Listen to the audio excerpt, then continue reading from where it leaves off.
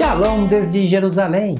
Seja bem-vindo a mais uma palestra que estamos oferecendo a fim de ajudá-lo a compreender melhor as Escrituras a partir do contexto bíblico e histórico. E o melhor, sem interferências religiosas. Meu nome é Eli Simberg, moro em Jerusalém, sou um judeu crente em Yeshua. Neste vídeo eu apresentarei alguns conceitos judaicos equivocados sobre a lei de Deus e os versículos que foram descontextualizados pela teologia cristã para ensinar o conceito de que Yeshua invalidou a lei de Deus, de que Yeshua aboliu a Torá. Você está pronto para atualizar os seus conceitos? Então vamos lá!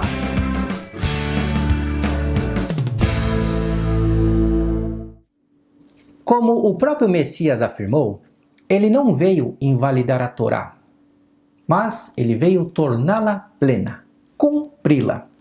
Muitos cristãos acreditam que o sacrifício de Yeshua colocou fim na lei de Deus. Porém, se Yeshua invalidou a Constituição Divina, infelizmente eu tenho uma má notícia. A má notícia é de que estamos perdidos. Quando um pregador diz que Yeshua aboliu a Torá, em outras palavras, ele está dizendo que não existe mais esperança de salvação para a humanidade. Por quê? Porque o Messias destruiu as bases do plano de Deus. Simples. Conforme vimos nos vídeos anteriores, a lei de Deus, ela nos revela o quê? O pecado. E, inclusive, ela está ligada às profecias. Se a lei do sacrifício foi destruída por Yeshua em sua morte, o sangue dele não pôde purificar ninguém do pecado. O sacrifício dele foi em vão e os planos de Deus foram perdidos. Você está entendendo a lógica? Em Hebreus lemos que, na realidade, ocorreu uma mudança, no tipo de sacrifício e não a invalidação da lei do sacrifício. Está escrito assim: porque tendo a lei a sombra dos bens futuros, preste atenção, e não a imagem exata das coisas, nunca pelos mesmos sacrifícios, aqueles de animais, que continuamente se oferecem cada ano, pode aperfeiçoar os que a eles se chegam. Não pode, não tem o que fazer. Então Yeshua, ainda lá no céu, disse: eis aqui venho para fazer, ó Deus, a tua vontade. Tira o primeiro sacrifício para estabelecer o segundo, no qual vontade temos sido santificados pela oblação do corpo de Yeshua, o Messias, feita uma vez. A lei do sacrifício para a remissão dos pecados permite que o sangue do Messias nos purifique, conforme predito pelo profeta Isaías. Você vê a lei e os profetas ligados. Está escrito: todavia ao Senhor agradou moê-lo, fazendo enfermar. Quando a sua alma se puser por expiação do pecado, verá a sua posteridade, prolongará os seus dias, e o bom prazer do Senhor prosperará na sua mão.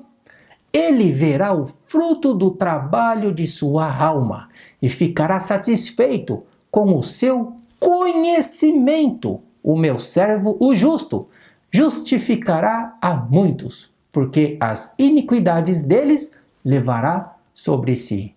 Você está vendo qual é a importância de amar a Deus de todo conhecimento? Olha aí, Yeshua tinha todo o conhecimento da lei de Deus. Porém, a lei do sacrifício e das ofertas ainda precisa estar vigente. Por quê? Porque lemos nos profetas que quando o Messias descer no Monte das Oliveiras, aqui em Jerusalém, o que é que vai acontecer? Naquele dia será gravado sobre as campainhas dos cavalos: santidade ao Senhor. E as panelas na casa do Senhor, que é o templo, serão como as bacias diante do altar. E todas as panelas em Jerusalém e em Judá serão consagradas ao Senhor dos Exércitos, e todos os que sacrificarem virão e delas tomarão e nelas cozerão, e naquele dia não haverá mais cananeu na casa do Senhor dos Exércitos. Veja que esse sacrificarem não é sacrifícios pelos pecados, tá, gente? Cuidado com isso. Note que Deus revelou a continuação da profecia de Zacarias ao profeta Ezequiel, ou seja, quando o Senhor descer sobre o Monte das Oliveiras e o mesmo se fender em duas partes, se cumprirá a promessa do quê? Da restauração do Mar Morto, né? Você provavelmente já deve ter ouvido isso. Então está escrito assim: disse-me, estas águas saem para a região oriental e descem ao deserto e entram no Mar Morto. E sendo levadas ao mar, as águas do Mar Morto tornar-se-ão saudáveis. E verá que toda a criatura vivente que passar por onde quer que entrarem estes rios, viverá. E haverá muitíssimo peixe, porque lá chegarão estas águas e serão saudáveis, e viverá tudo por onde quer que entrar este rio. Que maravilha, né, gente? Muito interessante as profecias. Será também que os pescadores estarão em pé junto dele, desde En-Gedi até En-Eglai. Haverá lugar para estender as redes. O seu peixe, segundo a sua espécie, será como peixe do mar grande, em multidão excessiva. Tudo isso está para acontecer, gente. Na continuação, Deus revela a restauração das 12 tribos de Israel e o que ele fará aqui em Jerusalém. Está escrito assim: o templo será construído pelo verdadeiro Messias, o renovo. E finalmente o ofício, gente, o ofício sacerdotal será restaurado. Está escrito: assim diz o Senhor dos Exércitos, eis aqui o homem cujo nome é renovo, que era Yoshua, já fazendo ligação para Yeshua, ele brotará do seu lugar e edificará o templo do Senhor. Ele mesmo edificará o templo do Senhor e ele levará a glória, assentar-se-á no seu trono e dominará.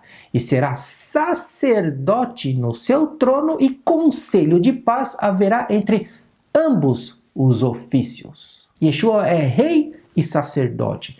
Os conceitos equivocados da teologia tiraram Yeshua do contexto bíblico, messiânico, e colocaram ele aonde? No rol de usurpador, fazendo dele um dos 3 deuses da Trindade, que é um conceito pagão, gente. Então, o primeiro mandamento, o que aconteceu com isso? Foi violado, né?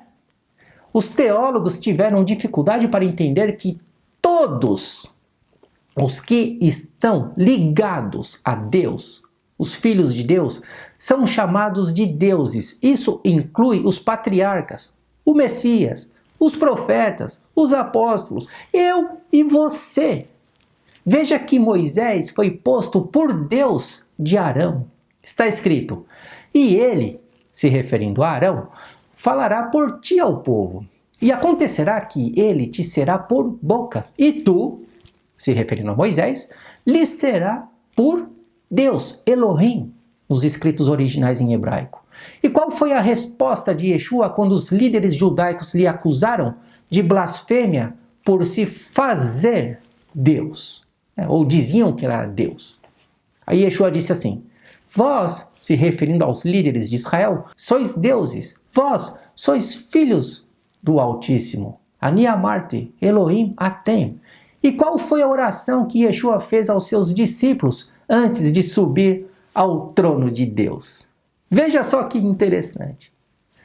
Para que todos sejam um, como tu, ó Pai, o és um em mim e eu em ti, que também eles sejam um em nós, para que o mundo creia que tu me enviaste, e eu dei-lhes a glória que a mim me deste, para que sejam um, como nós somos um, eu neles e tu em mim, para que eles sejam perfeitos em unidade, e para que o mundo conheça que tu me enviaste a mim, e que os tens amado, e eles como me tens amado a mim.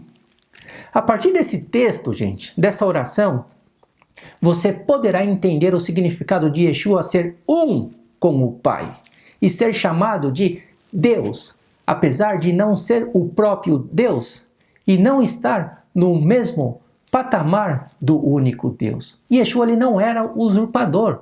Está escrito, tendo a forma de Deus, ele não teve por usurpação, gente, ser igual a Deus. Isso é bíblico. Ídolos e deuses existem vários, mas apenas um Deus vive e é soberano. Por isso está escrito na lei de Deus: não terás outros deuses diante de mim. Eu vejo pessoas pregando com base nos conceitos errados dos acusadores de Yeshua, que ele e seus discípulos eram transgressores do Shabat, do sábado. Mas, por dizerem, que Yeshua é Deus e Senhor do sábado, ele tinha então autonomia para transgredir os mandamentos ou não observar.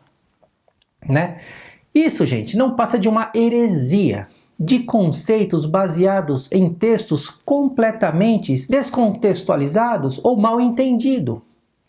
Por não conhecerem as leis de Deus, os teólogos contemporâneos se baseiam nas interpretações dos acusadores de Yeshua, utilizando o pretexto de que seus discípulos eram transgressores porque colhiam espigas no sábado para alimentação imediata, enquanto passavam por um campo, Então, assim, o pessoal transgredia o mandamento, então tá tudo certo, nós podemos transgredir também.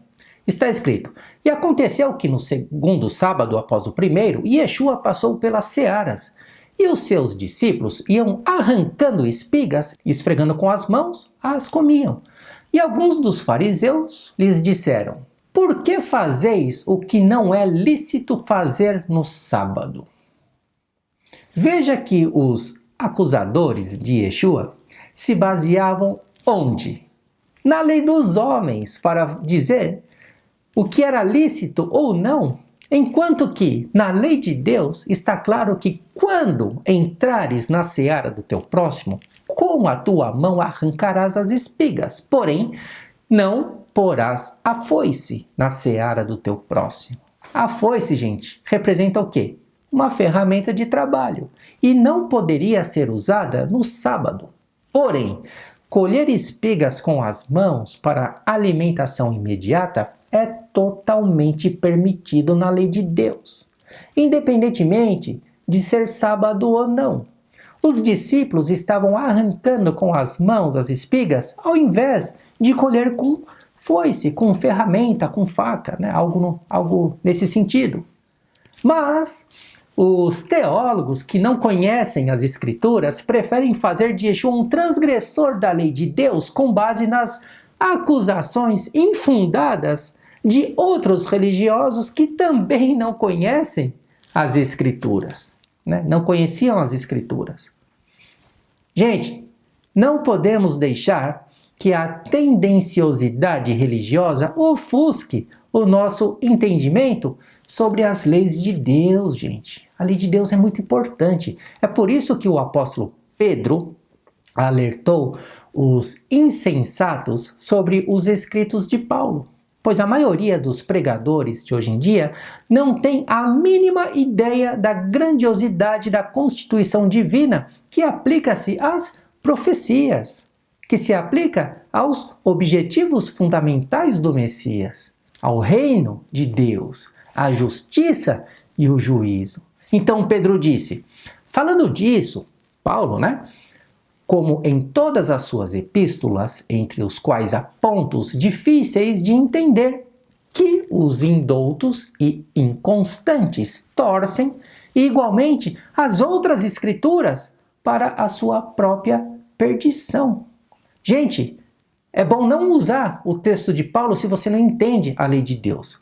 Então, no próximo vídeo, nós analisaremos se a teologia cristã está correta em dividir a lei de Deus em 3 categorias e afirmar que apenas uma delas é válida. Então, eu aguardo você no próximo vídeo para tirarmos essa dúvida. Até mais. Shalom, shalom.